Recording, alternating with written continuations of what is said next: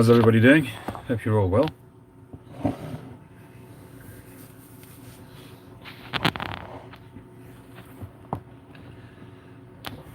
think I picked the wrong angle here. Let me just move things around a little bit. Excuse me while I turn you upside down.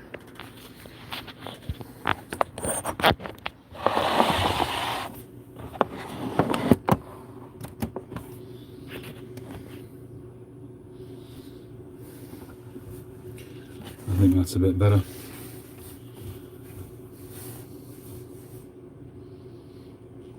Hey Badger Ash, how you doing? Hey Tinker, Christopher Cheney, Todd, David Donnelly, how you doing? Welcome aboard. I don't think I've seen your name before. John Albright up, how you doing? B-Dog, John, how are you? Chip, hope you're all well.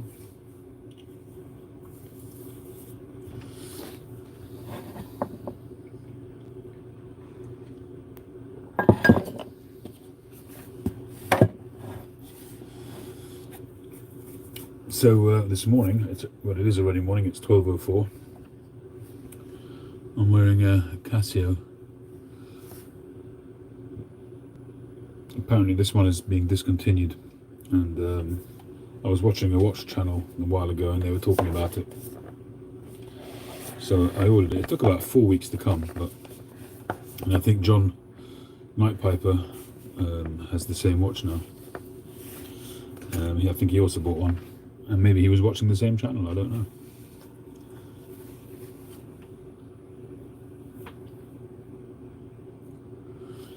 The honey is for my new salve, indeed. I'm going to fire it up for the first time tonight during our live. So I just did a short video.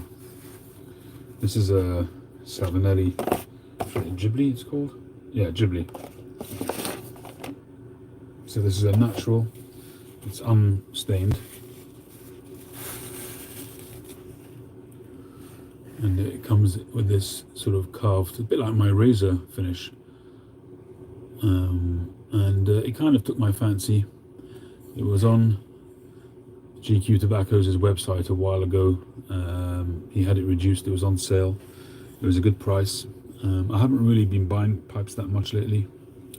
Obviously I'm smoking my own pipes most of the time. But this one kind of called out to me. I don't think I've ever had, besides for a Bones pipe, I don't think I've had a pipe unstained, a rough and unfinished pipe. So it kind of, because of the price, and it's not a standard line, it's I don't know what Ghibli usually goes for. I think they go for about 120, something like that. And he had it on well reduced from that price, and it's unsmoked. So I figured I'll do it, I'll give it a go. And he set it aside for me because funds were a bit tight and whatever. But it just kind of spoke to me because of the carving on it, and it was just something different. On the bottom there, it's got Savinelli Ghibli. What else does it say there? Made in Italy, 614. So it's the saxophone, what people sometimes call the saxophone shape. It's a full bent 614. It's got a nice little sort of an amber flame type thing idea, a bit similar to the stuff that I've been using from Eldritch on the stem there.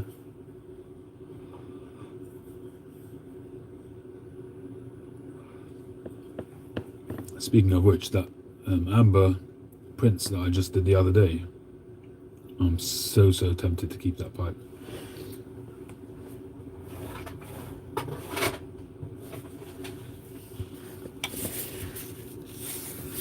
This pipe just came out so good.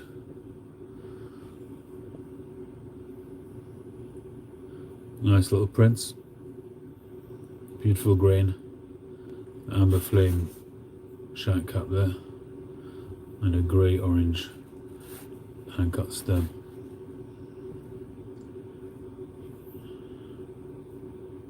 Just a gorgeous pipe.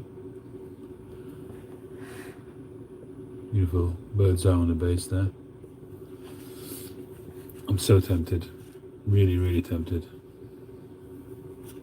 This is actually a bit like a pot because I've actually drilled it wider. This is a 22 mil. Usually my standard is 20, but because it's a little bit shallower, I went for a 22 mil. So it's a bit, the dimensions are a bit like a pot. Should be a really good pipe to smoke mixtures in. Really good for that. So it may well end up in my stable yet. We shall see. I reckon if it doesn't go very soon, I will hold on to it.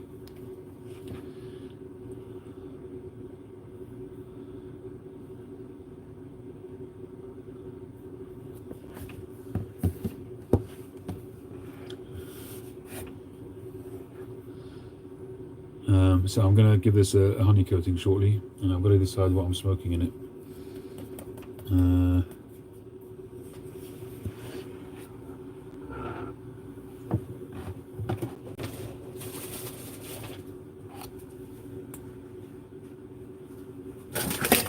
Oops.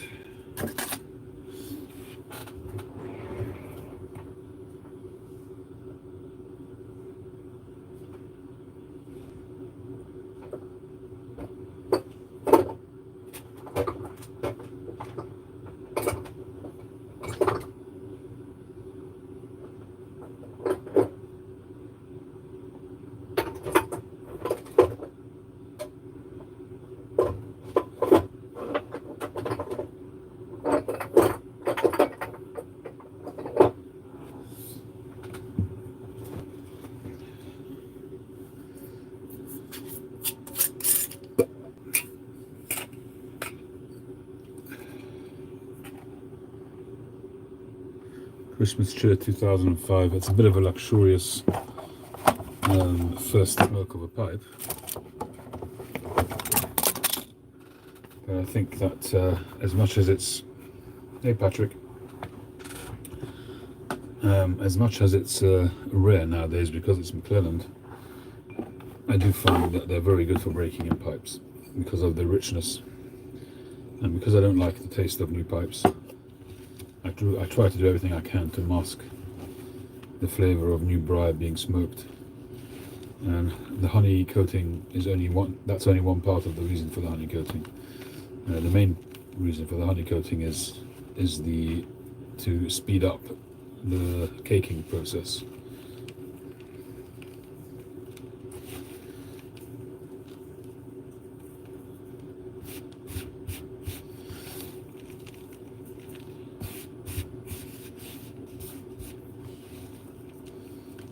Oh, by the way, Badger, your pipe should hit you on Monday, all being well.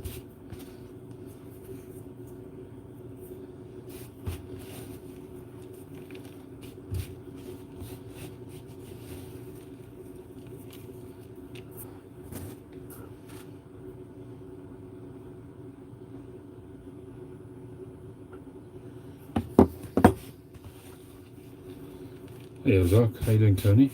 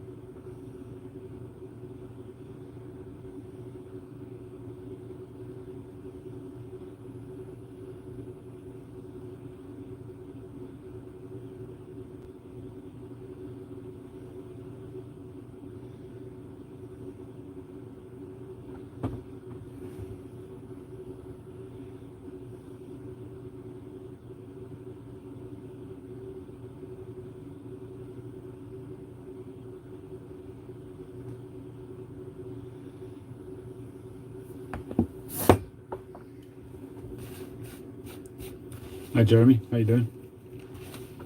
Awesome Bill from Dawsonville. Oh, I just got it. It rhymes. Is that the intention? It must be. Awesome Bill from Dawsonville. From Dawsonville. I never realised that, you know, Bill. What a twit.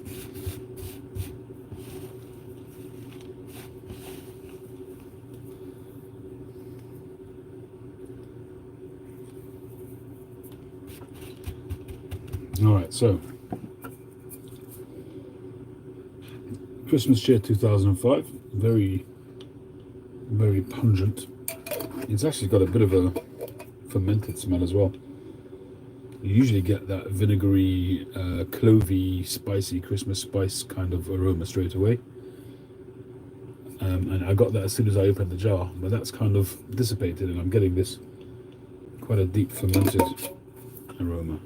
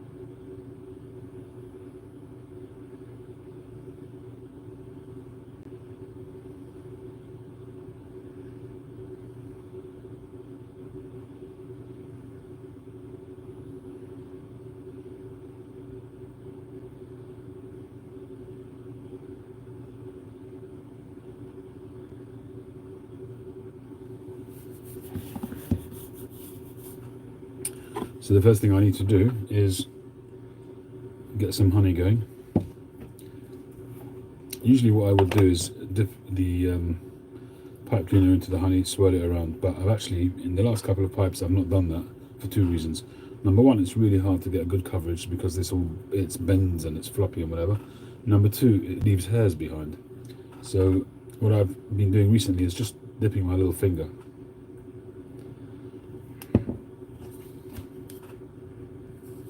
and just going all the way around, and you get a much better and more even coverage.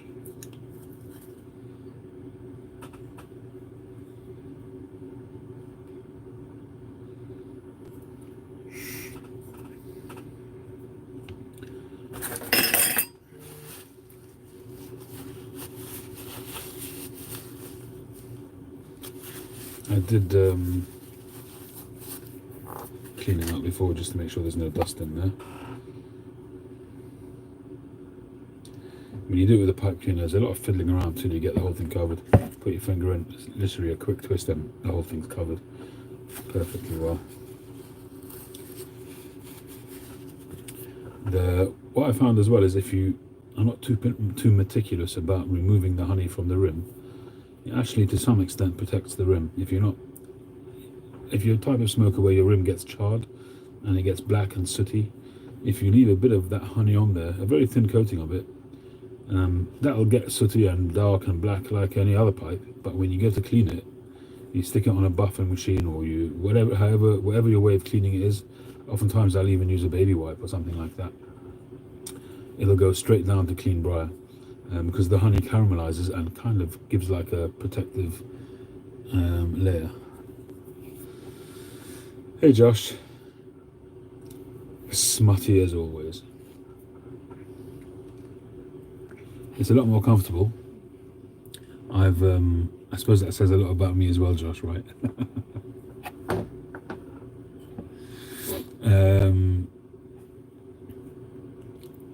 The video I did before was I trimmed the height of this bite zone.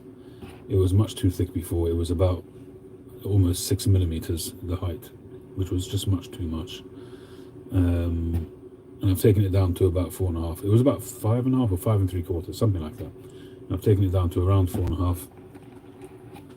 It's a thickness that I can live with.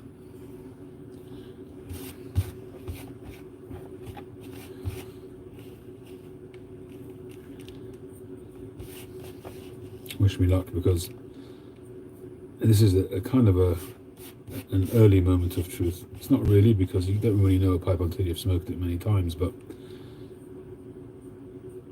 I must be honest that, yes, Jeremy, he will ship across seas as long as it's not tobacco. But pipes and accessories, as far as I know, he does ship overseas.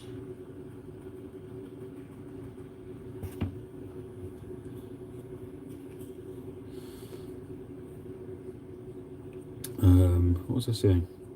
Yeah, so sometimes a pipe, even when it's new, you can tell it's going to be a good smoker, and sometimes a pipe when it's new really doesn't taste very good at all, and you kind of get put off trying to break it in, which is a bit silly really, because some pipes just take a lot longer than others to break in. But as I've always said many times, I don't really have time for that. I want to enjoy my smokes. So if a pipe doesn't break in a reasonable time frame, I'll pass it on to the next person and let them do the breaking in.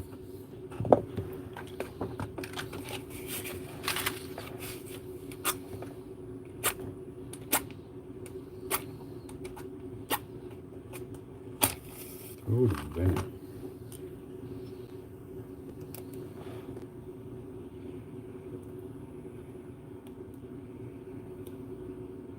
The only problem with being full bent is it's really close to the face.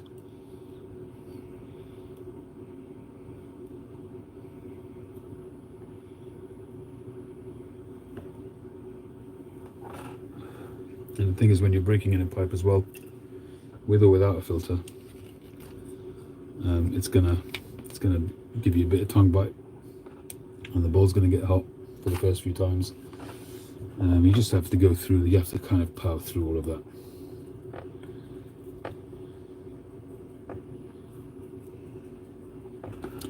Well, GQ has some of the most expensive, but also some of the cheapest as well. It depends what you're looking for. If you're looking to buy a DuPont, then yeah, expect to pay £800. But you'll pay that wherever you go.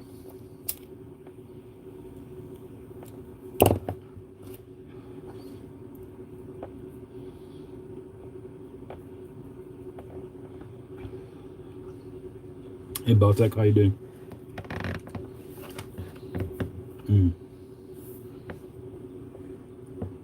It's very comfortable now. I'm really glad that I did the bit on that. I don't usually do it, I must be honest. I haven't done it with any of my other salves. What a difference.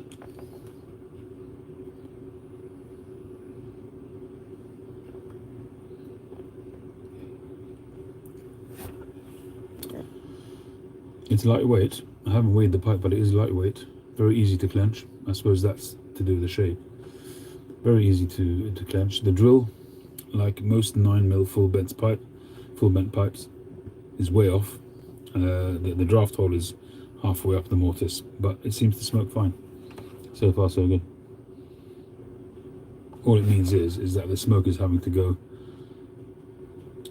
So the smoke channel is up here somewhere, but the mortise is down here. So the smoke goes in there and then down, up through the filter. So it's got quite a journey. What I find sometimes is that pipes don't stay alight as well as other pipes might do, but you get used to it.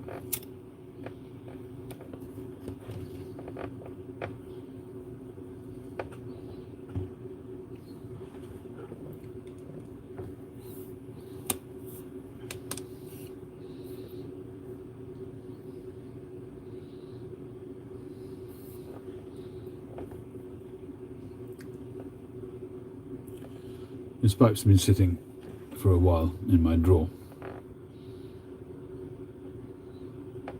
so I'm pleased I've broken it in now. Well, I haven't broken it in, I've started the breaking in process. And I've got to decide what I'm actually going to use this pipe for. Which tobacco.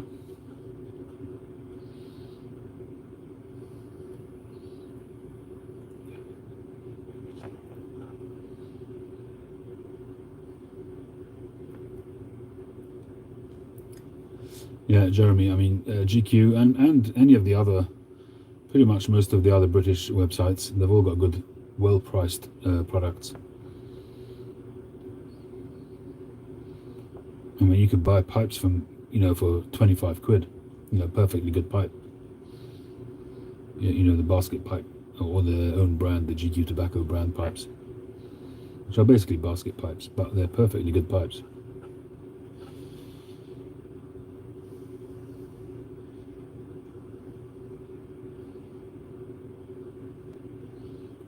Truth be told, basket pipes are really the best value, because you're essentially buying a pipe which, well, you've got to be careful. If, for instance, if you go to JJ Fox's,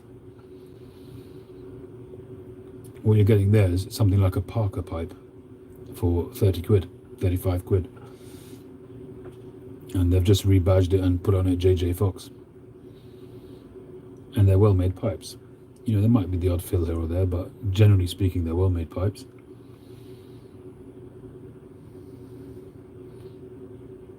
Salmonella.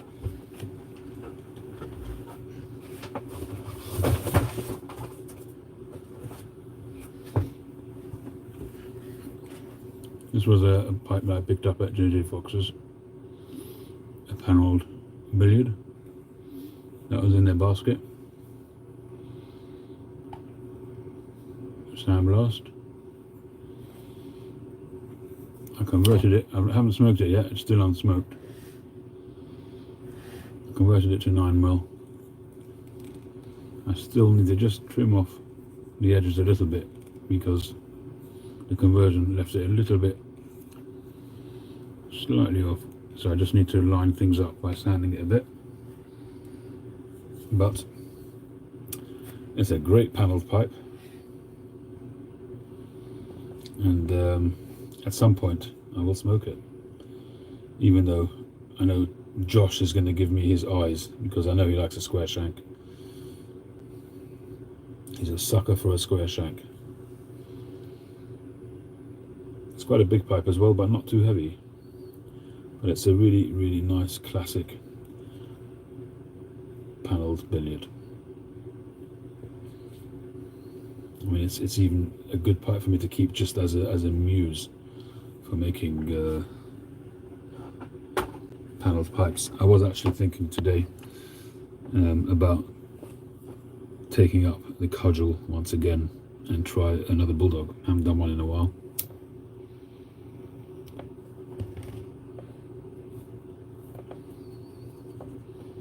I was speaking to somebody not long ago, a pipe maker, about bulldogs, and he also doesn't do them very often.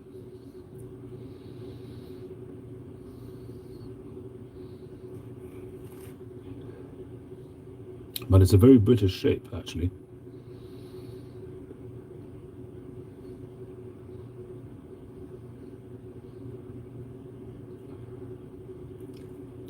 What brand are they, Josh?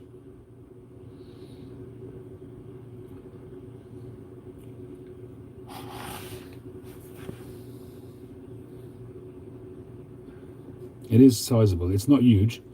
It looks big, but it's the truth is, what I should do, maybe, what I might do, is make a new stem for it, because this is really, really long. It doesn't need to be.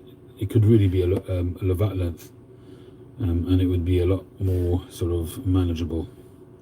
I might actually do that, just make a new stem for it one day. When I just fancy knocking about and not making a pipe to sell, I might just do that, make a new stem for it. Because I think that's where it kind of, the proportions are a bit off with that length. Would you agree? I think this saddle is too long. 2781 Chacon.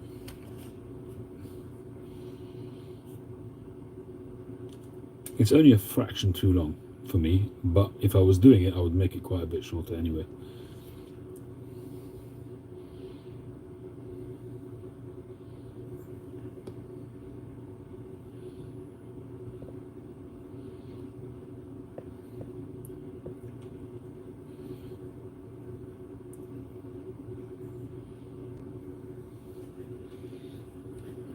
The other thing I liked about this pipe was that it wasn't coated, because it was completely natural. So they left the bowl uncoated as well, which is a big plus for me. I don't like bowl coatings. I very rarely now do them on the pipes that I make. I do them sometimes if I feel it's going to enhance the look of the pipe, But and even when I do now, I do a very thin coating.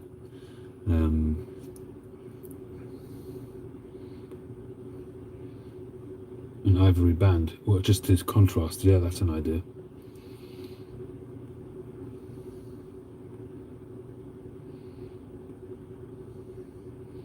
But I'd have to put the band on the stem. That is a nice idea, actually.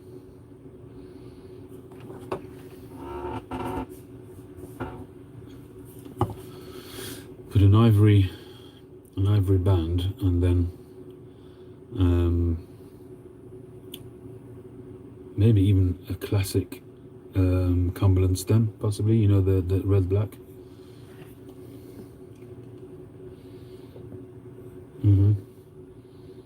Yeah. So turning this into a panelled lovat, I think, would work great. The only thing is that the bowl is quite tall, so it needs a little bit of length. I think to make it a classic lovat might look a bit off shape and make it look like a stacked billiard, which I don't want it to be, really. It needs to be similar to this, but just a little bit shorter.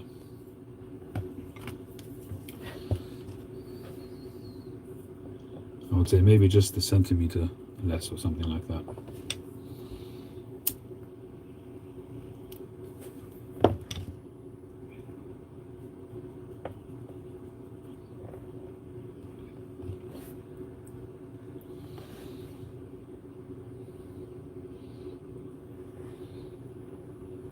I see people are doing their favourite tobaccos of 2022. I did that in one of my videos recently, my top few tobaccos. The top three are a bit obvious, really, for me. And I've hardly really smoked anything else. So even to put something like Northwoods in my top tobaccos is a bit erroneous, because I hardly smoke it. Even though it's still, if I had to have a Latakia, that's probably the one I'd have. But I hardly smoke it at the moment.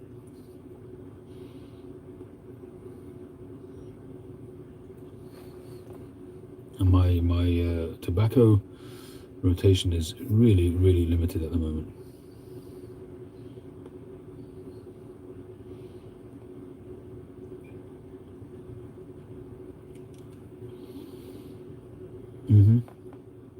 Thank you, Jeremy.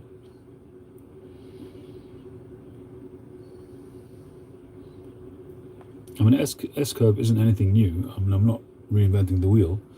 It's just my take on it with the LCS wave. You know, you try to make something which is recognizable as your own. So that, I think, is becoming a little bit of a feature that's recognized of mine. I'm not the first person to do a half saddle, but I haven't seen anybody do that gradual half saddle like that. And it's not really a half saddle, so call it LCS wave. You have seen it on other pipes.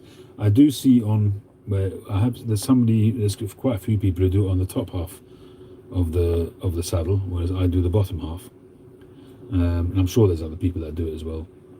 But it's not something that I've actually copied from anybody. I'm usually very honest about that if I've been inspired by somebody on that.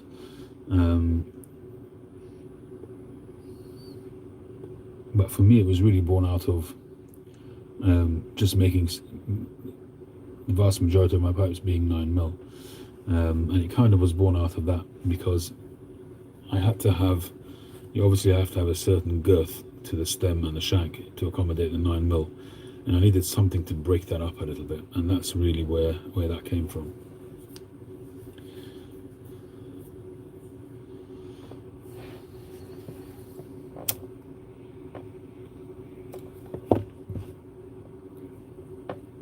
See, this is the problem with full bent filtered pipes.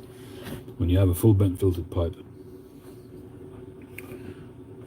you have essentially the mortise, because it's got to accommodate a filter. If you imagine, if you're holding a filter, imagine that. So the filter is in the stem, say about that much, and in the shank about that much. But if you see where the drill has to go, the drill has to come across like this somehow, like that. So usually the mortise ends up being to about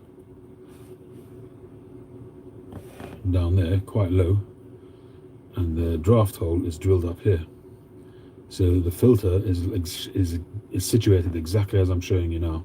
So this is the drill, but the mortise is down here. The bottom of the mortise is down here.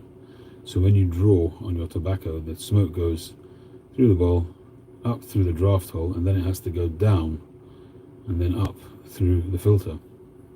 And some of it obviously is going to go up past the filter, which is fine. But because it has to do all of that sort of twisty journey, the tobacco is not oxygenated very well. Hence, it goes out a lot more quickly.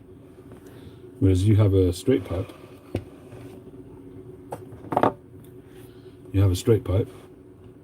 So your mortise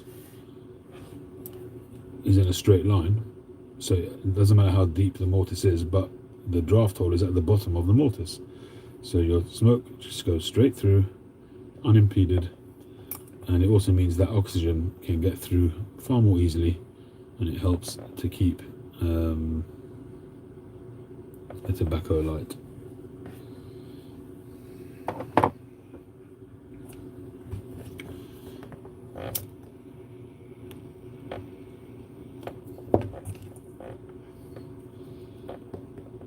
Plus I'm yapping, so that's why it's going up. Definitely birdie. Josh.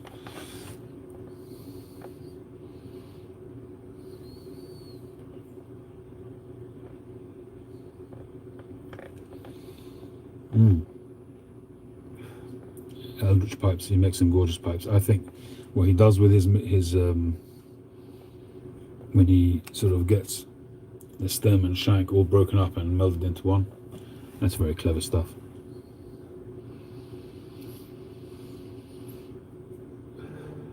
No, I wasn't a big fan of the vanilla custard. I did try it, but it's just far too aromatic for me.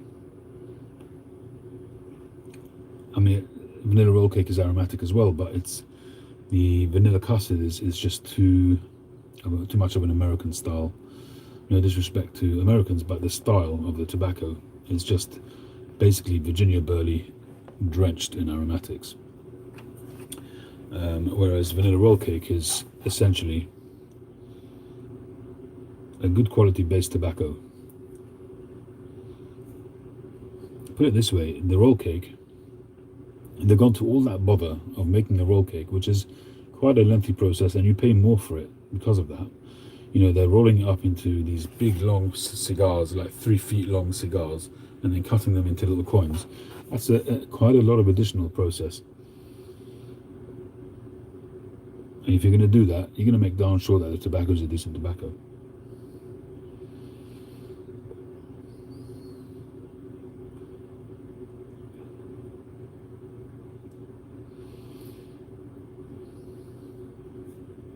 Van cream.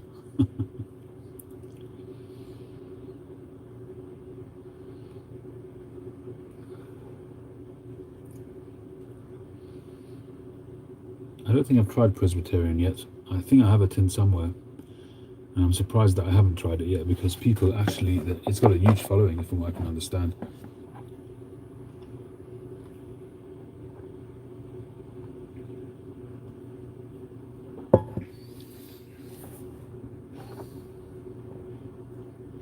Mild English, okay. Where's it made? Who's it made by?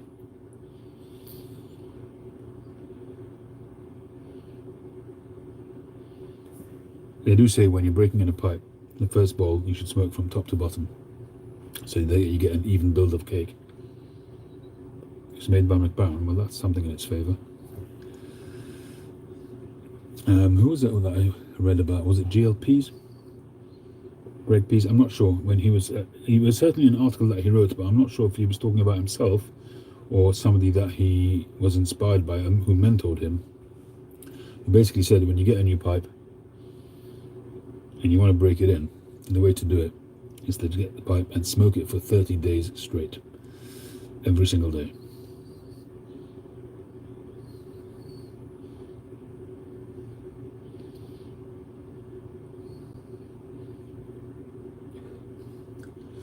Blood Red Moon was a favourite of mine many moons ago. when I smoked it, to me it was also a very good tobacco. It had some tobacco flavor. It had a good sort of cherry chocolate, strong cherry chocolate flavor. And despite it being a little bit goopy, it behaved very well in the pipe. And I pretty much learned how to smoke a pipe on that stuff.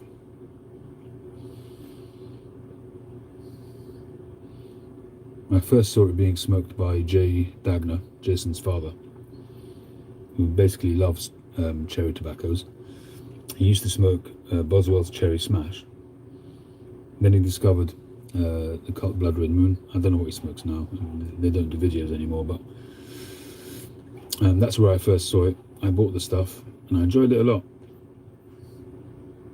And every so often, maybe I literally have it maybe a couple of times a year, if that.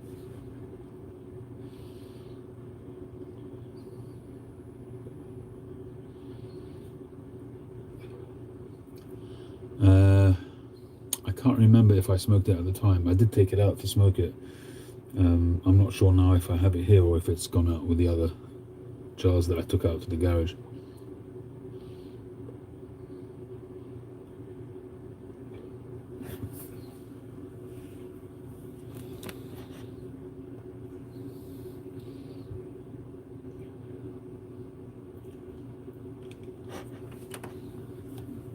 The problem is that cabbage mixture, to buy it here, it's just so darn expensive. You know, I would buy it and, you know, happily sort of send some around, but it's just not cheap. Compared to the stuff that you get in America.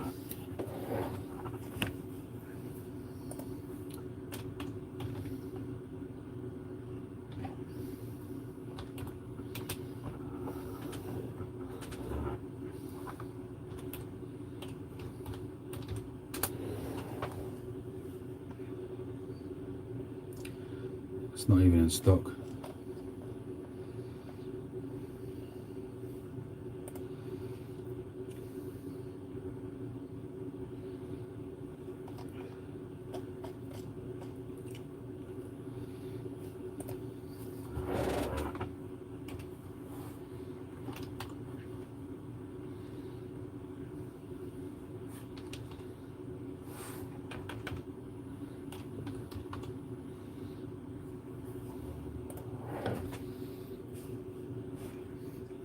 So GQ don't have it in stock. What they only have is in a sampler set of 4 tins of 40 grams each, and one of them is Clavy's mixture.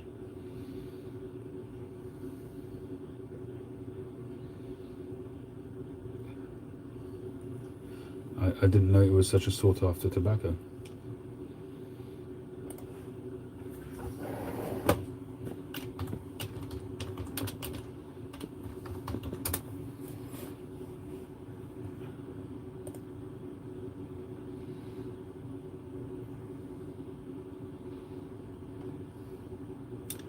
Well, I'm looking at our website now, so I've never seen this before.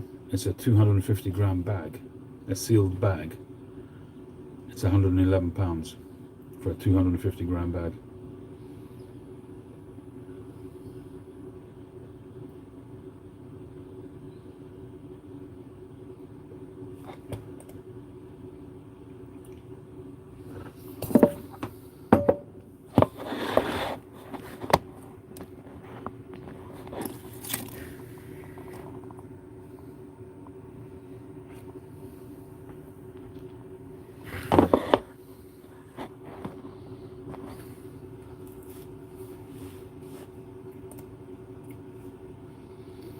Good night, Bartek. Thanks for joining.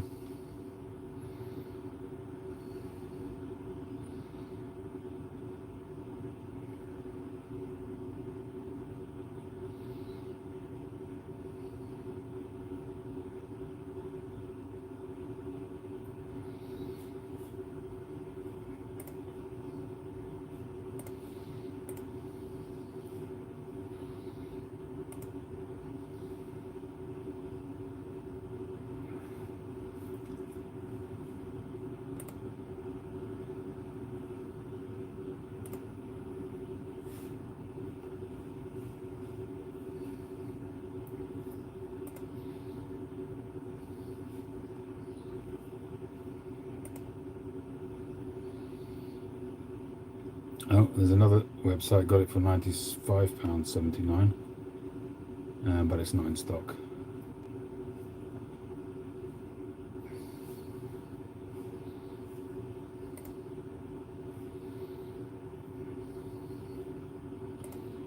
Maybe that's why the other website has it more expensive. But there is one website who's got it loose at £4.49 per 10 grams.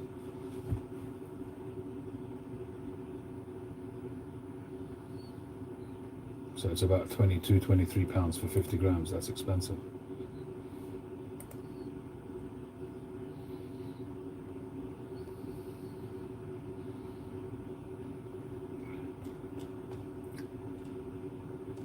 Yeah, but it is out of stock, but at a lot of places.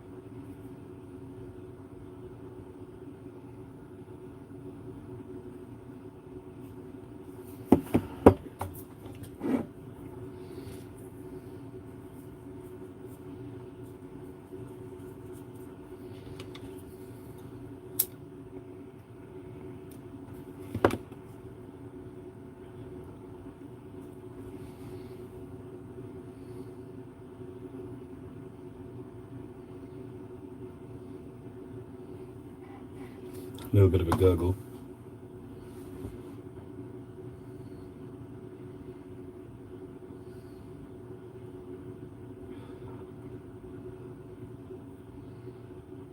Founding Fathers. I haven't tried that one. What kind of tobacco is that?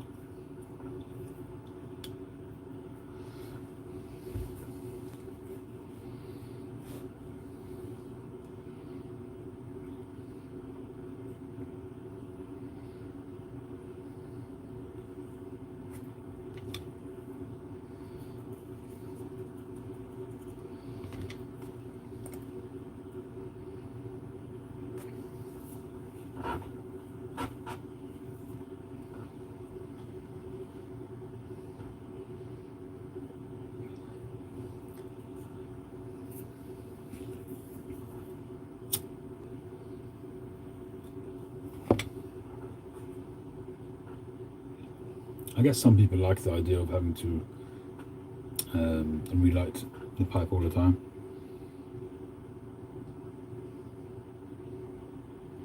I'll have to remember next time, pack it a little bit lighter and see if that helps. The truth is that when you smoke enough of a variety of pipes, and you smoke enough pipes, and you smoke each of those pipes enough times, you get to know what each pipe likes in order to smoke at its best. And the truth of the matter is that every pipe needs to be handled differently, pretty much. And it's up to you whether you decide that you want the pipe to smoke perfectly or whether you smoke it perfectly. And sometimes, if I'm being lazy, I'll just go for the pipes that I know will smoke well, regardless. There are some pipes that will always smoke well for you. I suppose if you investigate and you look at the makeup of those pipes to see if they're made differently or better, if the drillings, if the internals are better.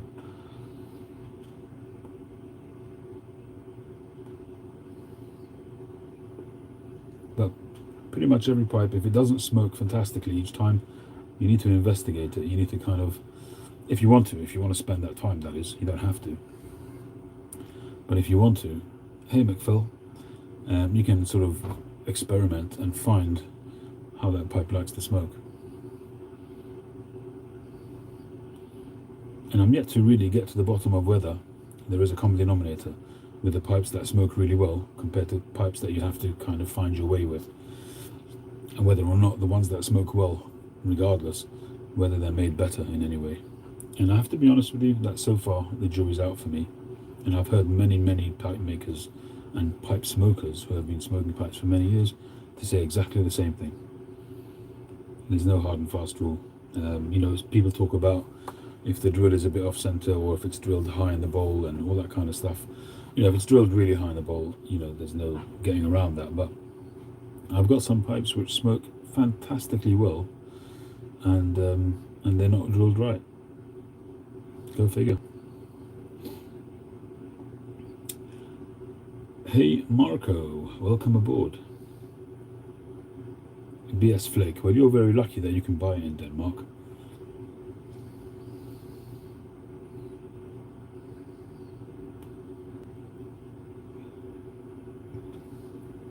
It is pretty expensive on the Danish pipe shop though.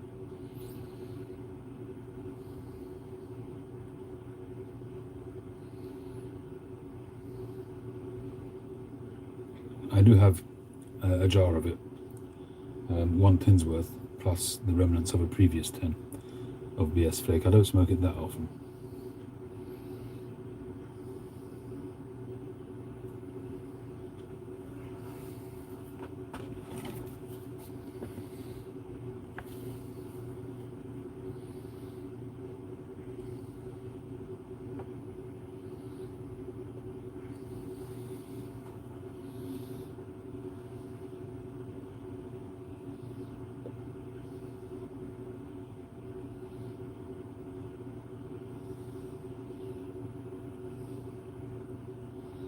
Hey Pipe Wandering.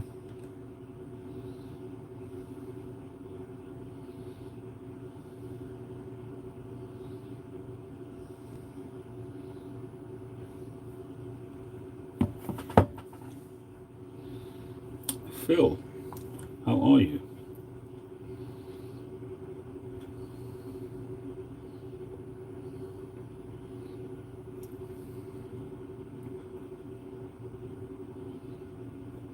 Definitely got a gurgle on this.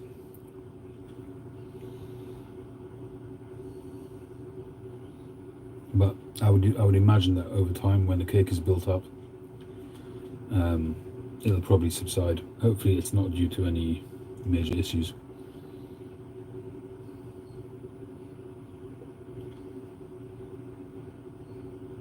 But that's one of the problems you see when you have a pipe which is drilled high. So what's happening is that as I was explaining before, the mortise is down here, the draft hole is up here. So this becomes like a well, almost like a system pipe. So what's happening is you're getting a lot of moisture collecting at the bottom. And when you draw, because the smoke is going past it, it's agitating that little well at the bottom, and that's what the gurgle is. So I'm not even sure that I'm going to be able to avoid that. Hey Andrew, how you doing?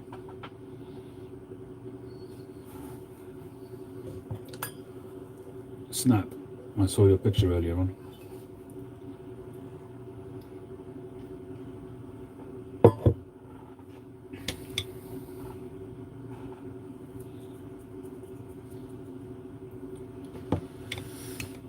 I never seem to learn my lesson when it comes to full bent pipes.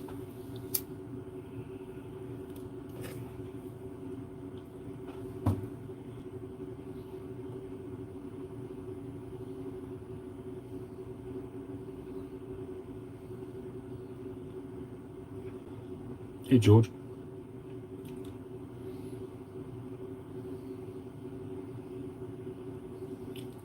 Let me look at my Castello, because this one smokes really well.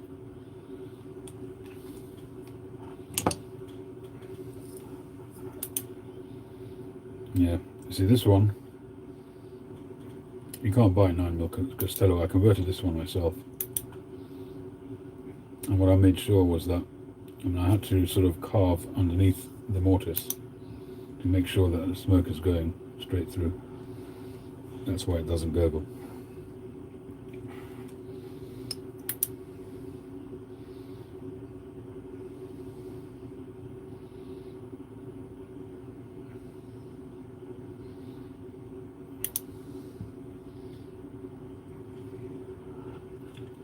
So I kind of had to make the draft hole a little bit of an oval shape in order so that the smoke path should be as straight as possible to the bowl.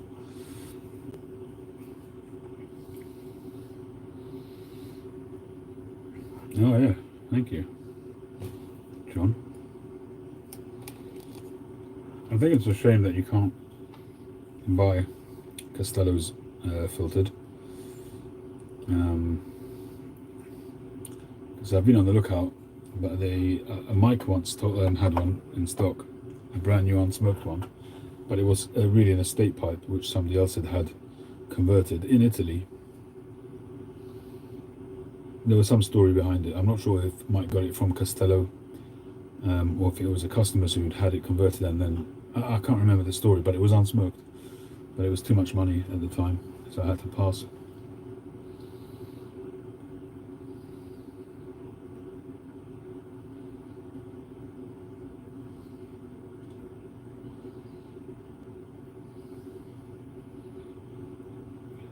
A mushrooms, earthy flavoured profile, English blend. Well, you could have had shortcut to mushrooms, but I don't think that exists anymore. I think I've got some in a jar somewhere, but I don't think they make it anymore.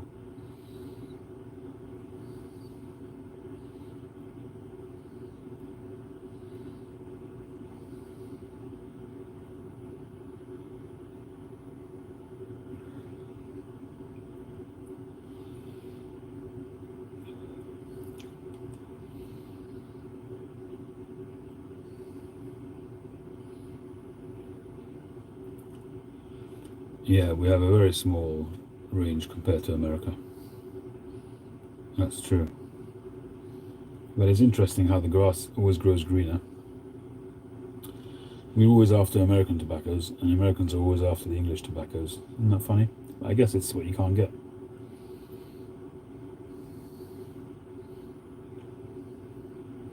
But we do have a smaller range. Plus, a lot of the ranges keep getting cut because the market is relatively small compared to America.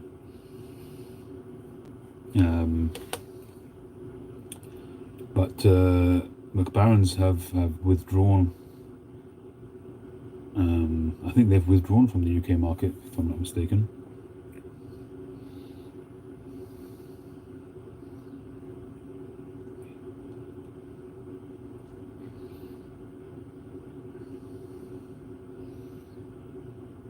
A keystone under the filter. Yeah, it's an idea.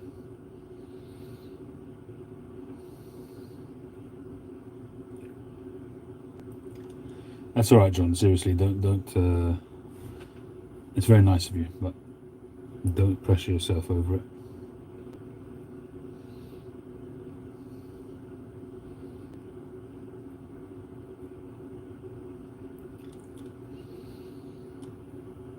Yeah, I mean the last one, it was supposed to be a Prince. It's not exactly a Prince, but it's pretty close.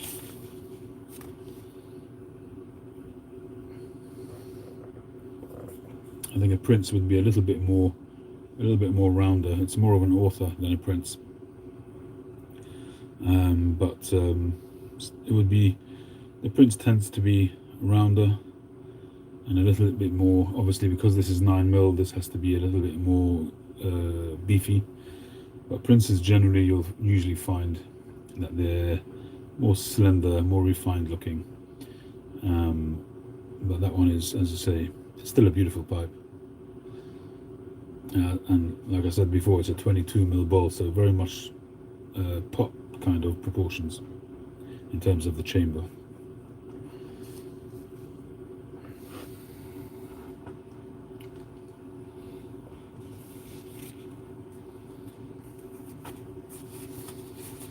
It is like a small church warden, yep.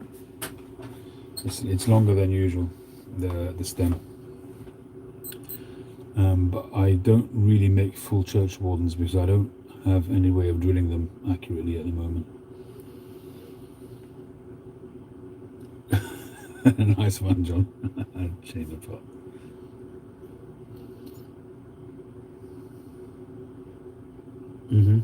English, perfect for an English mixture. Absolutely perfect.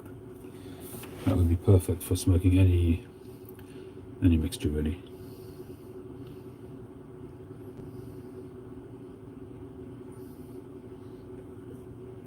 I reckon if it stays unsold for a day or two, it's going to end up over there on my shelf and be smoked. I'm really liking that pipe.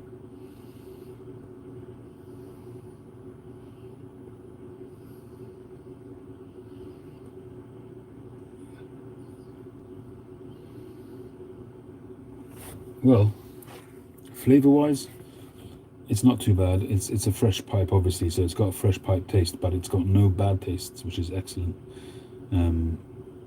which I'm very happy about. I might need to do a little bit of adjustments inside to try and get it to be a little bit more open, and I think I might even have to re-drill this because it's very narrow, so I might have to straighten it out and re-drill it, which is a bit of a nervy kind of thing to do because you have to straighten it out precisely. I've done that once before on a Peterson and it worked out fine. I don't know, I have to decide if I'm going to do it or not.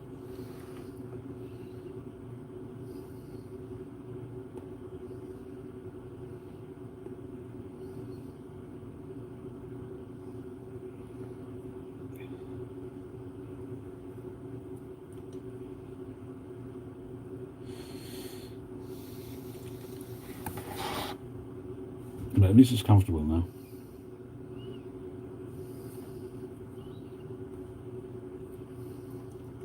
Very easy to clench, it's lightweight, very close to the face, so chin hugger. And you can relax your grip on it in your jaw as well because it kind of balances against your chin.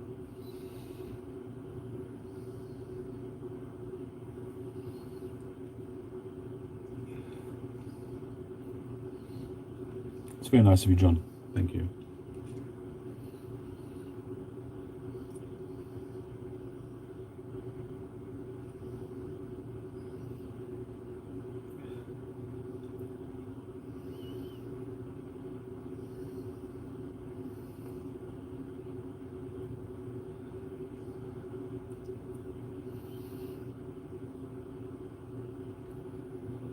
Well, a bit of a quieter, calmer London calling tonight.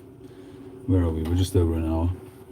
Is there anything anybody wants to talk about? Raise any topics? Otherwise, I will bid you good night. I don't like hanging you on just for the sake of it, so I'm quite happy to chat about stuff. It doesn't have to be about pipes, but otherwise,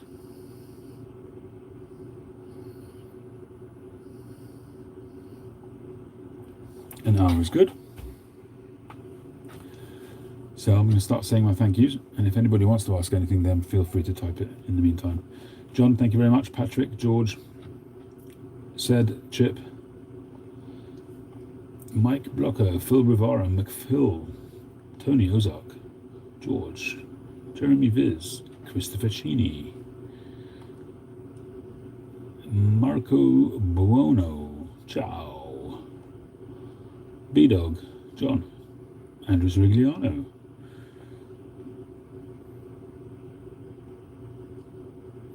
Pipe Wondering, and everybody else. Praise for Hunter's dad.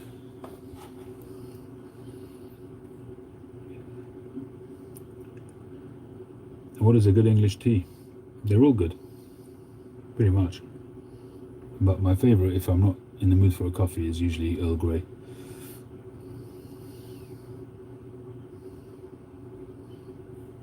Oh dear. Sorry to hear that. Well, we wish him well. Loca Troy. Thank you very much. All right, people. Thanks very much. Wishing you all well. Have a great week. I think I'm pretty much up to date on my commissions. I have a couple, but they're not yet. The customers are not quite ready for them yet, so they're lining up finances and stuff like that. So that's probably going to happen in a few weeks' time. So I'm pretty up to date now. I think I cleared my last one this past week. So I guess I'll be maybe experimenting, maybe do a couple of free hands, something like that. We'll see how we go. But for now, I wish you well. I'll catch you on the next one.